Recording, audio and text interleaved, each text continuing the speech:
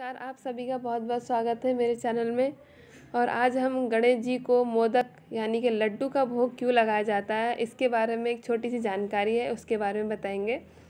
हो सकता है कई लोगों को ये जानकारी पता हो और बहुत सारे लोगों को ये जानकारी ना भी पता हो। तो आइए जानते हैं कि गणेश जी को लड्डू क्यों प्रिय हैं, अर्थात मोदक क्यों प्रिय हैं।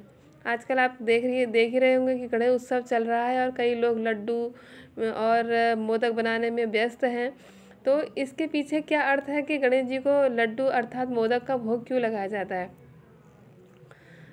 गणेश जी को लड्डू बहुत ही ज़्यादा प्रिय हैं, मोदक उनको बहुत ही ज़्यादा प्रिय है। इसके पीछे एक कारण है कि एक बार की बात है सभी देव लोग जो थे भगवान शिव और पार्वती जी जगदम्बा से मिलने के लिए, दर्शन करने के लिए कैलाश आए और भगवान शिव और पार्वती जी की गोद में कार्तिकेय जी और गणेश जी का दर्शन करके अत्यधिक प्रसन्न हुए।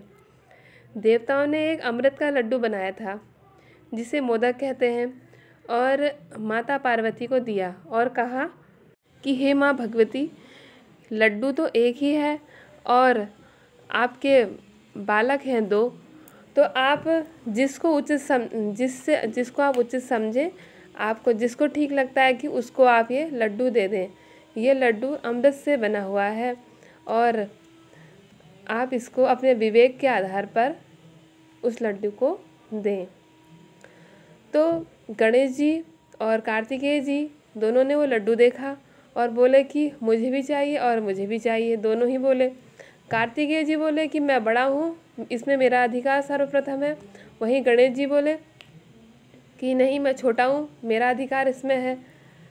तब माता पार्वती जी ने बोला कि ये लड्डू आप दोनों में से उसी को मिलेगा जो कि धर्म की परिक्रमा धर्म करेगा।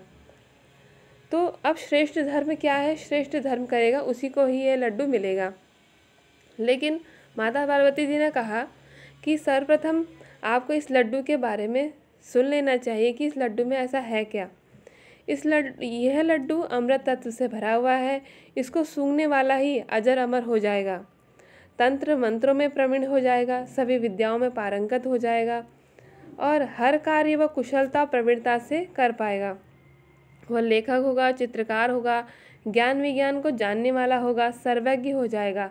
इसलिए तुम दोनों में से जो भी श्रेष्ठ धर्म का आचरण करेगा उसी को यह मोदक अर्थात लड्डू मिलेगा।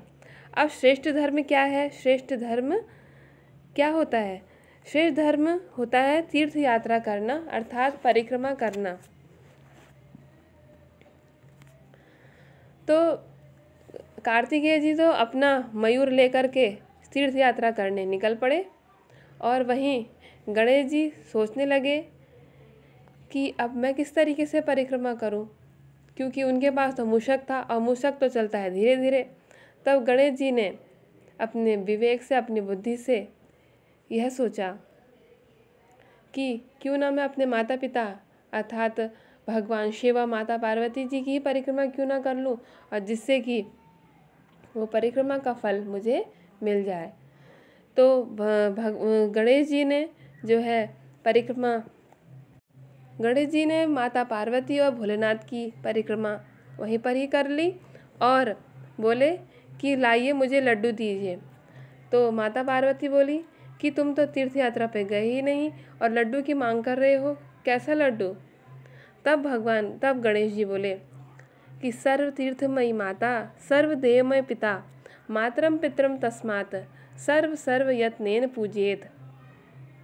इस सभी तीर्थों में माता होती हैं, सभी देवों में बड़े पिता होते हैं और इस तरीके से जो माता पिता जो सर्व तीर्थों से भरे हुए सर्व देवों में अग्रगणनीय है, ऐसे माता पिता की पूजा करने से ही सर्व तीर्थों का फल मिल जाता है। इस तरीके से जब इन्होंने वो बात कही गणेश जी ने, तो माता पार्वती प्रसन्न हो गई और उन्होंने इस लड्डू को गणेश जी को ही दे दिया। तो इस तरीके से गणेश जी को वो लड्डू अर्थात मोदक का भोग लगा। इस प्रकार से गणेश जी ने अपने बुद्धि विवेक के बल पर उस लड्डू को अर्थात उस मोदक को प्राप्त किया। ये लड्डू जो है अक्षय मोदक है, यह कभी ख़त्म नहीं होता, वह पूर्ण मोदक बना रहता है।